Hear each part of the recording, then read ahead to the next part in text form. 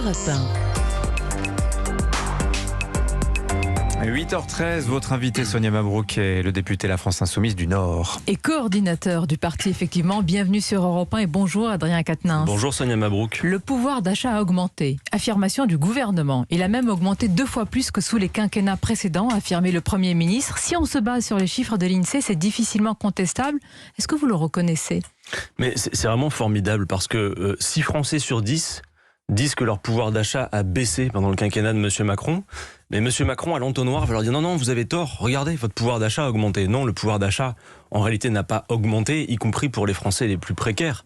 On a vu ces courbes un peu folles que le gouvernement nous présente, où on nous montre que les plus riches auraient bénéficié d'une hausse de pouvoir d'achat de seulement 2%, mais les plus pauvres de 6%, donc c'est plus pour les plus pauvres. Tout le monde comprend qu'en valeur, 6% de petites sommes, c'est beaucoup moins que 2% de sommes énormes. Vous savez, s'il fallait résumer à grands traits le quinquennat de M. Macron, moi je le fais désormais comme ça, quand M. Macron est arrivé au pouvoir en 2017, les 500 familles les plus riches de ce pays possédaient un patrimoine de 570 milliards. Ce patrimoine a doublé en un quinquennat. Et dans le même temps, on est passé de 8 millions de personnes sous le seuil de pauvreté à 10 millions. La France, après le passage de la tempête Macron, c'est un océan de pauvreté dans lequel vous avez des îlots de richesse extrêmement concentré. Vous avez un Français sur 3, Sonia Mabrouk, qui déclare avoir du mal à payer son loyer. Un Français sur 5 qui dit devoir sauter des repas pour boucler ses fins de mois. 8 millions de Français qui ont besoin de l'aide alimentaire. Et sans compter la hausse des prix que nous connaissons ces derniers temps, qui vient en plus percuter les éléments sur le pouvoir d'achat. Hier, à votre place, au micro d'Europe 1, le porte-parole du gouvernement, Gabriel Attal, a mis en avant, Adrien Quatennens, la baisse du chômage. Grâce à l'exécutif, meilleur moyen, dit-il, de retrouver le pouvoir d'achat. C'est le cas, là les chiffres aussi le prouvent. Mais c'est pareil, c'est Mabrouk, c'est magique ça. C'est-à-dire que on nous dit que le chômage baisse, mais moi peut-être comme vous, j'ai regardé, il y a plus d'inscrits à Pôle emploi qu'avant. Donc c'est-à-dire le chômage baisse, mais il y a plus d'inscrits à Pôle emploi. Il y a aujourd'hui plus d'inscrits à Pôle emploi que l'année dernière à la même période et qu'en 2017. Donc bien évidemment, il y a des effets de catégorie, c'est très technique, mais la réalité sociale n'est pas modifiée. Vous avez par ailleurs près de 90% des embauches qui sont réalisées en contrat très précaires. Alors vous sortez des statistiques du chômage, mais souvent quand les chiffres sortent, vous y êtes déjà retourné. Non, il faut dire une chose, en matière d'emploi, la politique du gouvernement, dans la continuité d'ailleurs des 2 précédents, se résume à diminuer les droits des travailleurs et finalement pourchasser plus les chômeurs que de lutter contre le chômage avec la réforme de l'assurance chômage. À rebours de tout cela, ce qu'il faut faire, ce qu'il faut dire, c'est que nous avons une pénurie d'emplois pérennes créés. Bien sûr, on nous parle souvent des emplois non pourvus. Et moi, je ne conteste pas que dans certains secteurs d'activité, il y a des emplois non pourvus. Je pense par exemple au secteur de la restauration. Mais si on regarde tout ça avec un œil macroéconomique, si on met en corrélation le nombre d'inscrits à Pôle emploi avec le nombre d'emplois non pourvus, ça vous fait un ratio de 1 emploi non pourvu pour 25 chômeurs disponibles. Des solutions et de vos solutions. Donc les solutions sur l'emploi, plutôt que ce que M. Macron fait depuis le début de ce quinquennat, ça passe par des méthodes qui sont assez traditionnelles, mais qui jusqu'à preuve du contraire fonctionnent. La diminution du temps de travail. Ensuite, on a un grand défi devant nous, c'est la planification écologique. Et nous souhaitons instaurer même une garantie d'emploi, c'est-à-dire tout chômeur de longue durée volontaire qui ne trouve pas d'emploi devrait se voir proposer en dernier ressort un emploi qui correspond à ses qualifications. Bien sûr, sur vos propositions, mais là, première question, pouvoir d'achat, vous me dites les chiffres, non. Deuxième question, attendez, je dis chômage. Pas les chiffres, non. Je dis que les chiffres, on peut leur faire dire oui, mais tout et son contraire. Qu'est-ce que vous répondez ce matin à ceux qui disent vous refusez de voir même toute bonne nouvelle relative, que l'opposition pavlovienne à Emmanuel Macron vous rend non lucide? Non, mais je pense qu'au contraire, notre opposition est très rationnelle. Quand je vous dis que le patrimoine des plus riches a augmenté, a doublé en un quinquennat, mais qu'il y a plus de pauvres, Sonia Mabrouk, si vous voulez quelques chiffres, y compris sur des mesures prises par M. Macron, j'en ai 3 à vous citer qui, je pense, sont édifiants. Sur, par exemple, la suppression de la taxe d'habitation. Ce sont les 20% les plus riches qui ont capté 50% des gains. Les 10% les plus riches de ce pays ont capté 22% des gains de redistribution de M. Macron. Et les 0,1% les plus riches de ce pays ont accru leur fortune de 25%. Qu'est-ce que sous vous le appelez quinquennat les plus de M. riches? Macron. À partir de quel, niveau? Vous savez, les 0,1% les plus riches, c'est très très peu de monde. Mais par exemple, pour citer notre grand milliardaire en chef, M. Bernard Arnault, pour lui, très concrètement, le quinquennat de M. Macron, c'est passé de 47 milliards de fortune à 157 milliards. Et y compris, Sonia Mabrouk, le capitalisme est incapable de se corriger parce qu'il tire profit, y compris des crises. Vous avez vu que ces milliardaires ont accru leur richesse en pleine crise Covid de 30%. Parlons et c'est la valeur de son entreprise pour Bernard Arnault. Non mais attendez, Non, mais si je vous réponds supportez, sur cela. mais Je vous réponds sur ce que vous dites. j'entends ce que vous me dites aussi, mais si vous supportez qu'en France, on puisse gagner en 6 secondes, je les ai presque laissés là, les 6 J'ai secondes. bien compris. En 6 secondes, ce que gagne un travailleur moyen en toute une vie de labeur. Mais Moi, je que pense qu'on ne fait pas une répondez-vous, société comme ça. Puisque vous êtes responsable politique, vous agissez sur les actions et les faits. Revalorisation de la prime d'activité, baisse de l'impôt sur le revenu, notamment pour les classes moyennes et les plus défavorisées. Tout cela a été fait au cours de ce quinquennat.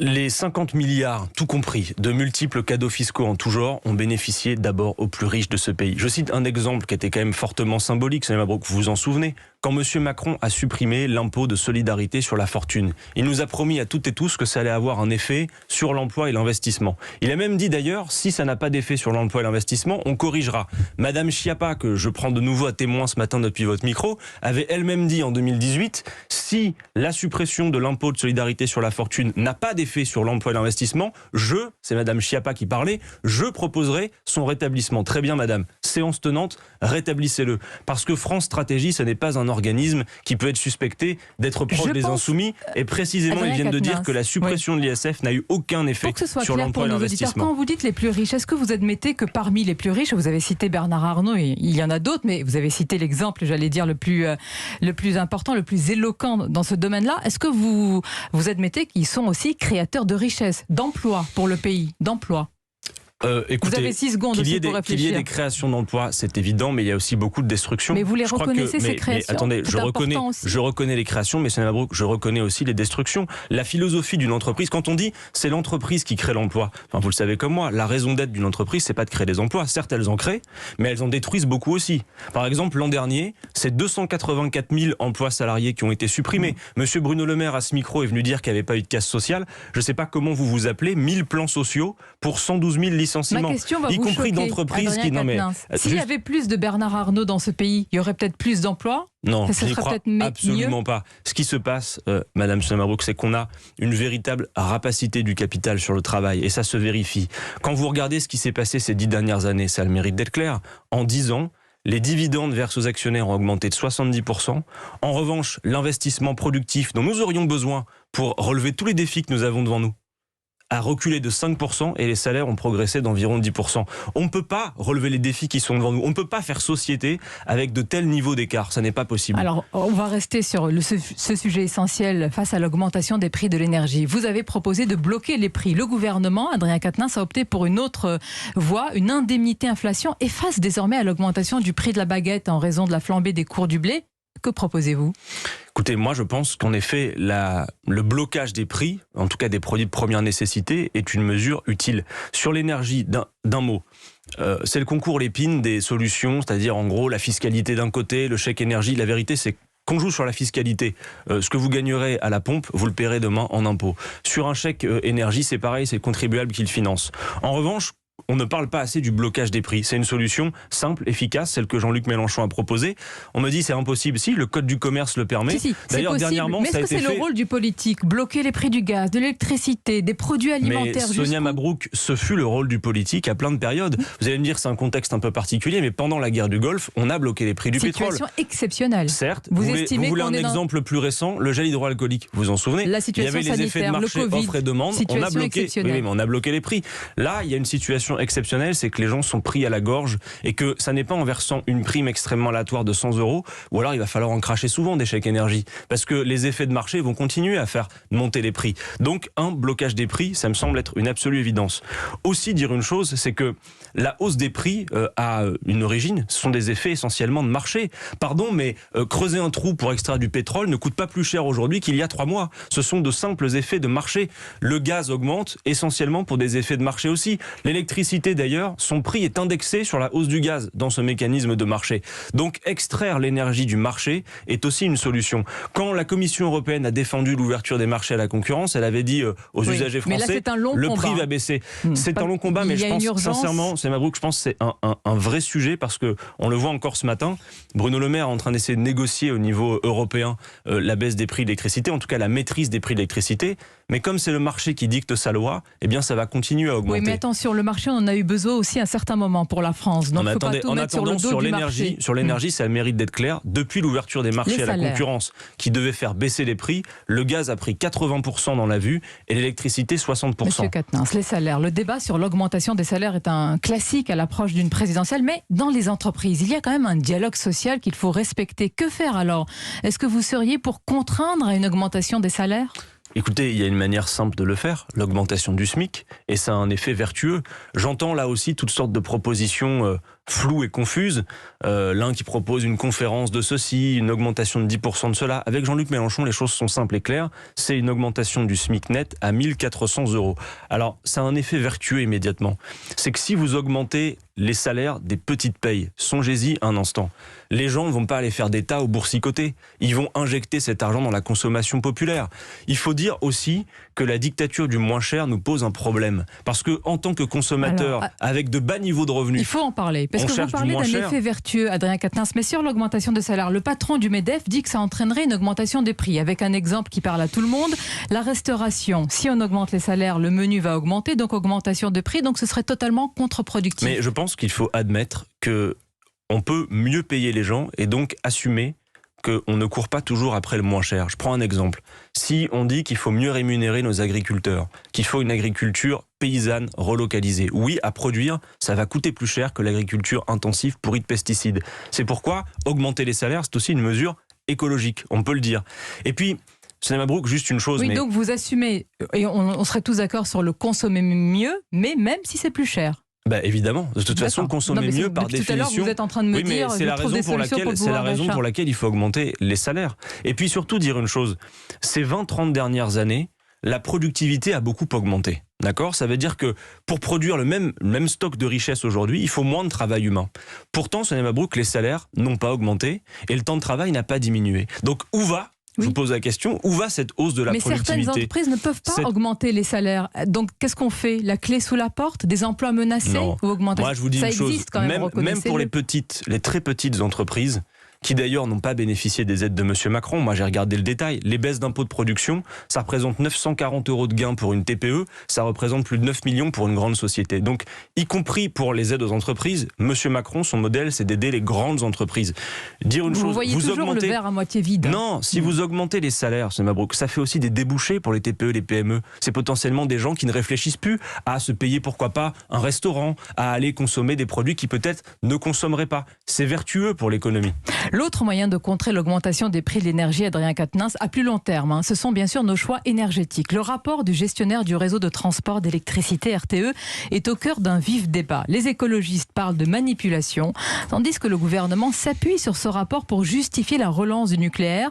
Ce rapport, pour faire vite, étudie 6 scénarios possibles, mais insiste sur la compétitivité du nucléaire, énergie décarbonée. Vous ne contestez pas cette conclusion? Bon, d'abord, le rapport de RTE est très intéressant parce que dans les 6 scénarios, il y a un scénario 100% renouvelable. Non, mais ce qui veut juste dire une chose, c'est que quand on balaie d'un revers de la main l'idée que c'est faisable techniquement, non, techniquement c'est faisable. Coût faramineux, alors, conditions techniques extrêmement difficiles, voire insurmontables. Là, je vais vous répondre, pour préparer notre entretien, 180 pages. Non, mais déjà une chose, admettez au moins que dire techniquement c'est impossible, c'est faux. Puisque le rapport du RTE... Non. Alors, ensuite, sur la question des coûts. En effet, la conclusion qui a été tirée, à mon avis, un peu à la va-vite du rapport du RTE, c'est que comme ils disent qu'entre le scénario 100% renouvelable et le scénario nucléaire, il y a 15% en gros d'écart de prix, la traduction que tout le monde en fait, c'est de dire il faut relancer le nucléaire et reconstruire des centrales. Il y a autre chose qui a été, je crois, un peu occulté, mais qui est présent dans le rapport du RTE, c'est le coût du capital. Parce que le RTE dit ceci, et disent, quels que soient nos choix énergétiques, la question de savoir si c'est encore une fois le marché qui dicte les prix ou si c'est un monopole d'État fait la différence. En effet, c'est Mabrouk, l'État se finance aujourd'hui à 1%, alors que le privé exige des taux de rendement de 7%. Donc, non, mais là, c'est très concret.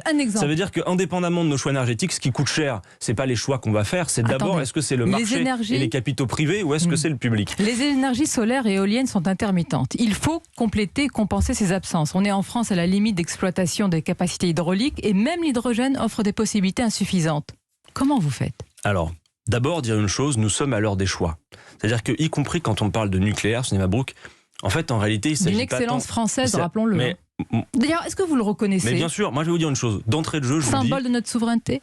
celles et ceux qui ont fait le choix, il y a quelques décennies, de mettre le paquet là-dessus, je ne leur fais pas grief. Ça a permis en effet l'essor économique de la France, une énergie à moindre coût. Maintenant, soyons rationnels. Nous arrivons à une période où, vous le savez, nos centrales sont en fin de vie. Donc la question qui nous est posée, avec des centrales en fin de vie, c'est est-ce qu'on remet le paquet là-dedans? Est-ce qu'on relance le nucléaire? Ça va coûter presque 150 milliards, tout coût compris. Ou est-ce qu'à l'inverse, on met le paquet dans les énergies renouvelables? Sonia Mabrouk, moi j'entends les arguments de mes contradicteurs sur la question nucléaire. Ils nous disent le nucléaire, ça a l'avantage de ne pas être intermittent. Pardon, mais l'été dernier... Décarboné, pas intermittent, excellence française, souveraineté. Prenons les arguments un par un. Intermittent. L'été dernier, en plus de la maintenance, il y a eu de la sécheresse. Il y avait des cours d'eau qui étaient à sec et on a dû stopper des réacteurs pour cette question. Question de la décarbonation, moi je veux bien, mais si on regarde les projections en matière de climat, Sonia Mabrouk, vous avez par exemple en 2050, sous l'effet de la montée du niveau des mers, vous avez la centrale de Gravelines qui est sous la flotte, celle du Blayais aussi. Donc moi je dis une chose pour résumer mon propos, on ne remplacera pas 100% de la production nucléaire par 100% de renouvelables, mais nous fixons l'objectif de 100% de renouvelables. Quand et pour cela, 2030, impossible. Jean-Luc Mélenchon a dit une fois, on va conclure, dites-moi juste pour quand? Eh bien, c'est très simple. Le scénario négawatt que nous reprenons à notre compte disait en effet 2035 il y a quelques années. Mais ils viennent de publier leurs résultats hier. Ils disent on a perdu du temps. Donc comme on a perdu du temps, il faut 10 ans de plus. Donc simplement, 100% renouvelable. Et la clé pour ça, c'est aussi la sobriété énergétique. On a besoin, par exemple, de rénover 700 000 logements par an contre les passoires thermiques. En tout cas, ce qui est sûr, c'est qu'on peut se passer et du nucléaire et des énergies fossiles, Merci Adrien Quatennens. à la condition d'en faire le choix politique. Merci à vous, merci Adrien Quatennens. Merci de m'avoir invité.